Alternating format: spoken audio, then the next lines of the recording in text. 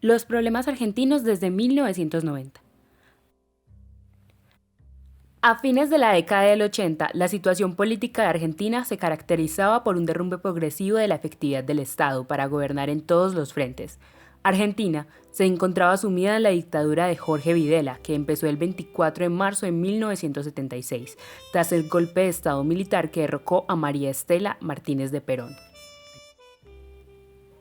En 1983, la democracia en el país fue restaurada con la elección del presidente Raúl Alfonsín, quien buscaba la estabilización de la economía de Argentina, incluyendo la creación de una nueva moneda llamada el Austral, para lo que se requirieron préstamos externos. El Estado llegó a ser incapaz de pagar los intereses de esta deuda y el proyecto cayó. La inflación, que había aumentado entre un 14 y 20% en un mes, creció fuera de control, provocando una hiperinflación. Subida del nivel de precios de manera rápida y continua que provoca que la gente no retenga el dinero por su pérdida de valor constante y prefiera conservar las mercancías. En el mes de julio de 1987, la inflación llegó a 200%, superando el 5.000% para 1989. Los salarios cayeron a casi la mitad, el nivel más bajo en 50 años, y se presentaron diversos paros laborales. En medio de los disturbios, el presidente Alfonsín renunció 5 meses antes de terminar su mandato, y Carlos Menem tomó posesión apelando a los ideales peronistas. Sin embargo, una vez ganado el mandato, cambia su plan de gobierno. En primer término, hemos dispuesto dejar sin efecto las restricciones a la oferta de bienes y servicios en todo el territorio nacional, como así también las limitaciones a la información de los consumidores o usuarios de servicios sobre precios, calidades técnicas o comerciales y otros aspectos relevantes relativos a bienes o servicios que se comercialicen. Hemos dispuesto medidas de desregulación y liberación del transporte, primero el de carga y luego el de personas, que significarán una baja sensible en su costo.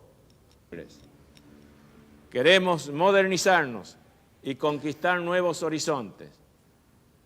Por eso mismo se desregula profundamente el comercio exterior, se suprimen todas las restricciones, los cupos y otras limitaciones y a las exportaciones e importaciones. Basando su política económica en el neoliberalismo, desmantela todo lo que su partido construyó en los 40. Privatiza canales de TV y empresas de servicios públicos, permite la apertura irrestricta de los capitales financieros, desregula el comercio internacional y vende gran parte del patrimonio del Estado. Adicionalmente, solicita poderes especiales al Parlamento, brindándole mucho más poder a la rama ejecutiva y haciendo que el Congreso apruebe leyes de emergencia económica y social. Desde un inicio, el gobierno de Menem es obstruido por planes militares. Para esto, a finales de 1990, inició una serie de medidas políticas que buscaban restablecer la autoridad del Estado y reconstruir sus capacidades institucionales tras el colapso hiperinflacionario y una situación de total ingobernabilidad del país. Impulsa una doble estrategia de indultos. Por un lado, conmuta las penas de los militares comprometidos con la dictadura, y por otro, levanta los pedidos de captura de todos los jefes guerrilleros involucrados en las luchas armadas de los 70. De esta manera, todos los encarcelados 5 años antes son puestos en libertad. En 1991, el plan económico de Menem sigue sin encontrar rumbo. Esto lo lleva a sacar a Caballo de su puesto de canciller para ponerlo al frente del Ministerio de Economía. El nuevo ministro saca un plan basado en 2 ejes: la prohibición de la emisión de divisas y la paridad del peso con el dólar. Cada peso era convertible en $1. A este plan se le llamó el plan de convertibilidad. El objetivo inicial de estas medidas era asegurar la aceptación de la moneda nacional, ya que durante el periodo de 1969 y el 1990, con múltiples picos de hiperinflación de por medio, la gente había comenzado a rechazarlo como pago y exigía dólares en su lugar. La relación un peso, un dólar reduce rápidamente la inflación y recompone la confianza en la moneda, logrando una mejor calidad de vida de muchos ciudadanos, que pudieran viajar al extranjero, comprar bienes importados o solicitar créditos en dólares a tasas de interés muy bajas, recuperando así la estabilidad macroeconómica. Sin embargo, la no emisión de la moneda produce un grave desinflamiento del Estado y la alta importación de productos extranjeros desgasta la industria nacional. Estos dos elementos funcionaron como una bomba del tiempo contra la economía argentina. Argentina todavía tenía que pagar la deuda externa y para mantener al pueblo era necesario pedir dinero prestado a casi la mitad de América Latina. El tipo de cambio fijo hacía que las importaciones más baratas, produciendo un vuelo constante de dólares fuera del país y una pérdida progresiva de la infraestructura industrial de Argentina, lo que llevó a un aumento del desempleo. El desempleo pasó del 6% en 1989 a 22% en 2002. Surgieron y se expandieron grupos de desempleados para exigirle al Estado trabajo y planes de empleo para garantizar su subsistencia cotidiana. Lo hicieron bloqueando rutas y puentes con piquetes, conjunto de individuos que se reúnen en un espacio público para realizar una protesta. Por lo general, el pique busca interrumpir la circulación o el libre tránsito con la intención de llamar la atención y ejercer una mayor presión. Y por eso se los conoció como los piqueteros. En 1992, el gobierno desmantela la salud y la educación pública, al transferir sus responsabilidades a los estados provinciales, sin brindar los recursos necesarios para su mantenimiento. También se presenta la entrega de los recursos energéticos a entes privadas, la transferencia de los bancos a manos extranjeras y el cierre de las vías del tren, aislando muchas zonas apartadas del país. La estabilidad monetaria conseguida por el Plan de Cavallo logra una gran acogida por parte de las clases pudientes y populares y una aceptación de las clases medias.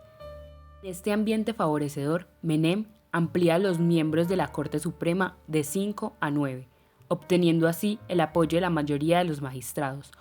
Con estas nuevas políticas, tanto de la CGT, Confederación General del Trabajo, como los militares quedan en segundo plano político. En 1993, Menem muestra sus deseos de ser elegido. Esto requiere una reforma constitucional que lo permita. Para acceder, el radicalismo, una corriente popular creada en 1889, presenta unos requisitos: la creación del Consejo de Magistratura para seleccionar los jueces, la inclusión del tercer senador nacional por la minoría, la instauración del cargo del jefe de gabinete y la transformación de la capital federal en una ciudad autónoma con capacidad de elegir sus propias autoridades. Conseguimos durante 4 años consecutivos algo que pocos países han logrado: que crecieran el consumo, la inversión y las exportaciones. Probamos fehacientemente que para que un país pueda invertir y exportar, no hace falta reducir el consumo, como lamentablemente tantas veces ocurrió en Argentina y en otros países en el pasado. Pero vuelvo a reiterar algo que es muy importante: supimos inspirar confianza y conseguimos crédito. En 1994, fruto del acuerdo llamado Pacto de Olivos, se reforma la Constitución, dando la posibilidad de una segunda reelección y acordando la duración de la presidencia a 4 años. El año siguiente, es decir, 1995, Menem es reelegido. Profundiza la reforma estatal con una desflexibilización laboral y desregulando totalmente el sistema de salud. Esta segunda reforma complica su relación con la CGT, dando pie a 2 grandes paros nacionales. Este mismo año surge una nueva central sindical que se opone al actuar del gobierno, la CTA, Central de Trabajadores de la Argentina, y dentro de la CGT surge una nueva rama alejada de las autoridades sindicales, el MTA, Movimiento de Trabajadores Argentinos. En 1997 se empieza a ver la recaída resultante de sus leyes. Una recesión económica azota al país, iniciando una nueva crisis. Sus políticas tienen un alto costo social, dejando a una gran parte de la población no solo aislada, sino también en un grave estado de pobreza. Esta situación le da fuerza a la oposición y resulta en un fallo de su nuevo intento de reforma constitucional en 1999. Otros países como Cuba y Venezuela, dos de los cuales también resultan ser importantes socios comerciales de la Argentina, ante las crisis económicas propias desconfían de otros países de América Latina, y eso afecta la economía general de la región. La afluencia de divisas proporcionadas por la privatización de empresas estatales se había terminado. Después de 1999, las exportaciones argentinas fueron perjudicadas por la devaluación del real brasileño y una considerable revalorización internacional de la libra, que provocó una revaluación del peso. Es la República Argentina la que está en juego, no mi destino, ni el de ningún político en particular. Dejemos de ser conocidos en el mundo por ser el país más endeudado, el de más riesgo, el de la inestabilidad fiscal y la amenaza de default. No es lo que nos merecemos. El 10 de diciembre de 1999 asumió como presidente Fernando de la Rúa, cuando la recesión ya se notaba con fuerza. 1999 cerró con una caída del PIB del 4%. La estabilidad económica se convirtió en el estancamiento económico. Incluso deflación, exceso de oferta que puede provocar una disminución generalizada de los precios y una recesión económica en algunos casos, y las medidas económicas adoptadas no hicieron nada para impedirlo. De hecho, el gobierno continuó con las políticas de contracción económica de su predecesor. La posible solución abandonó el cambio fijo de una devaluación voluntaria del peso, se consideró un suicidio político y una receta para el desastre económico. A finales del siglo, un espectro de monedas complementarias había surgido. Mientras que las provincias siempre habían emitido moneda complementaria en forma de bonos y letras para hacer frente a la escasez de dinero en efectivo, el mantenimiento del régimen de convertibilidad provocó que esto se hiciera en una escala sin precedentes. Esto llevó a que fueran llamadas cuasimonedas, siendo el más fuerte el bono de patacón de la provincia de Buenos Aires. El Estado Nacional también emitió su propia cuasimoneda, el bono Lecop.